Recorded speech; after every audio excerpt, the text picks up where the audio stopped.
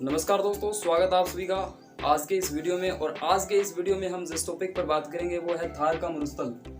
थार के मरुस्थल पर हम आज रीमैक्स जीके पढ़ने वाले हैं, तो बने रहिए इस वीडियो के साथ और जितने भी फैक्ट्स इंपॉर्टेंट्स बनते हैं उन फैक्ट्स की बात करते हैं। सबसे पहले रीमैक्स जीके न पढ़ते हुए हम पढ़ेंगे थार के मरुस्थल की बेसिक बातें। तो बेसिक बातें हैं भी थार का मरुस्थल है क्या, यानी एक भूमिका बन जाए, उसके बाद में हम थार के मरुस्थल की जो रीमैक्स जीके है वो पढ़ने वाले हैं। यानी समझ में आ जाना चाहिए भी थार है क्या चीज। थार जो मरुस्थल है वो राजस्थान में नहीं, भारत में नहीं, पूरे विश्व के अंदर है। बात करें विश्व की करें तो विश्व का सबसे जो बड़ा मरुस्थल कहें या रेगिस्तान कहें तो वो है सहारा मरुस्थल जो कि अफ्रीका के अंदर है। इसके बाद एशिया की जाए तो एशिया का है गोबी मरुस्थल जो कि मंगोलिया के अंदर है। इसके बाद में भारत की बात करें तो भारत का मरुस्थल है थार मरुस्थल जो कि राजस्थान के अंदर है। तो अब देखिए दोस्तों, थार जो मरुस्थल है ना, थार मरुस्थल ये भारत के मतलब 4 राज्यों के अंदर है, 4 स्टेट्स के अंदर है भारत के। बात करें राजस्थान के अंदर भी है, हरियाणा के अंदर भी है, पंजाब के अंदर भी है, इसके अलावा गुजरात के अंदर भी है। जीजा नहीं है, जीजे गुजरात के अंदर है, ठीक है ना। तो इसके बाद में बात की जाए तो राजस्थान में जब हम संरचना के अकॉर्डिंग राजस्थान का भौतिक विभाजन करते हैं संरचना के आधार पर, तो राजस्थान के भौतिक विभाजन भी 4 पार्टों के अंदर किया जाता है। उसमें से सबसे पहला जो पार्ट आता है जिसे उत्तर पश्चिमी शुष्क मरुस्थल,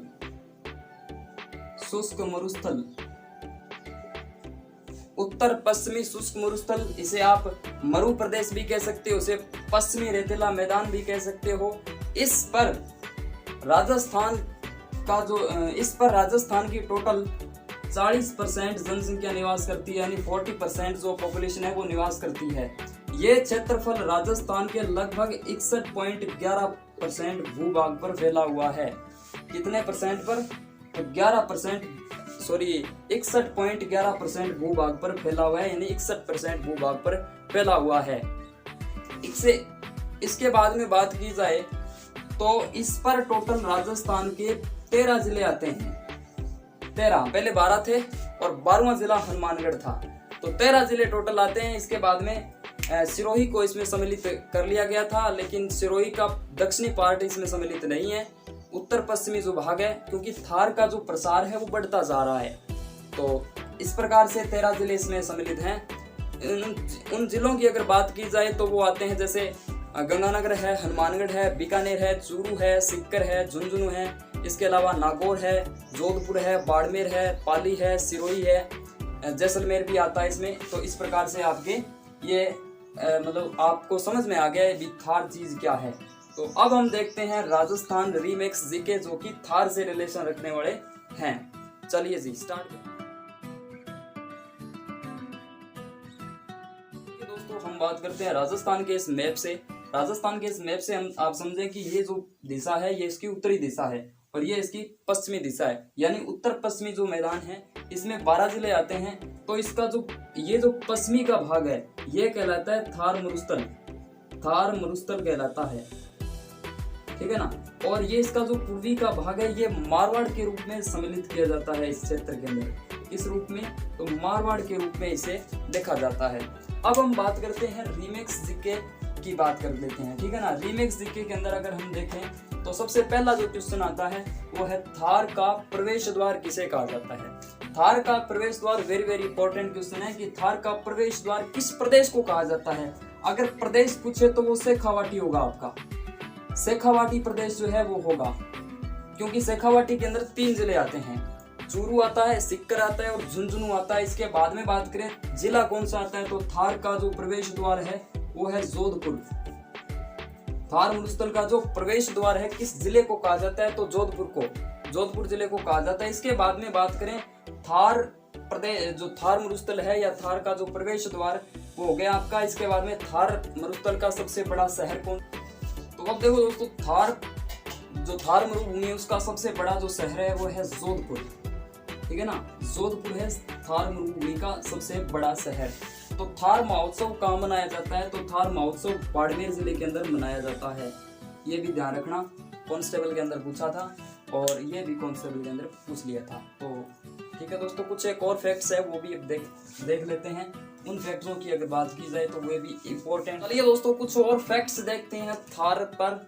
तो थार पर बात करें तो थार का कल्प वृक्ष किसे कहा जाता है, तो खेजड़ी को कहा जाता है। खेजड़ी जो वृक्ष है उसे थार का कल्प वृक्ष कहा जाता है। राजस्थान का गौरव कहो या रेगिस्तान का गौरव कहो, इसके अलावा किसानों का अकाल मित्र भी खेजड़ी को कहा जाता है। इस खेजड़ी को राजस्थान ने 31 अक्टूबर 1983 के अंदर इसको राजस्थान का राज्य वृक्ष मतलब घोषित किया था और इस पर 1988 के अंदर ही इस पर डाक टिकट जारी हुआ था। ये भी ध्यान रखना। इसके बाद में आता है कि थार का सांगवान किसे कहा जाता है, तो थार का सांगवान कहा जाता है रोहिड़ा को। रोहिड़ा जो वृक्ष है उसे थार का सांगवान कहा जाता है। राजस्थान का जो राज्य पुष्प है, जिसे 31 अक्टूबर 1983 को राजस्थान का राज्य पुष्प, जिसे मारवाड़ का टेक भी कहा जाता है, मारवाड़ टेक भी रोहिड़ा को कहा जाता है। थार का घड़ा चांदन नलकूप को कहा जाता है। चांदन नलकूप, थार का घड़ा किसे कहा जाता है, तो चांदन नलकूप को कहा जाता है। थार के अंदर यानी थार मरुस्थल के अंदर मीठे पानी का एकमात्र स्रोत है जो कि जैसलमेर जिले में स्थित है। जैसलमेर जिले में स्थित है।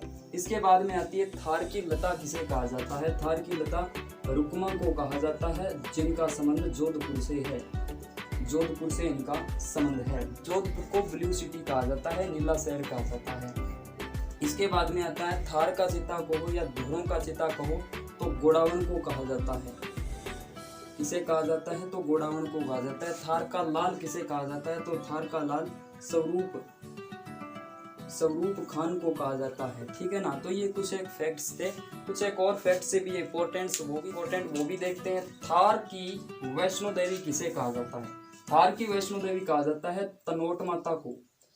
तनोट देवी को कहा जाता है थार की वैष्णो देवी, जिनका मंदिर तनोट गांव में बना हुआ है। तनोट जो गांव है वो जैसलमेर जिले के अंदर है।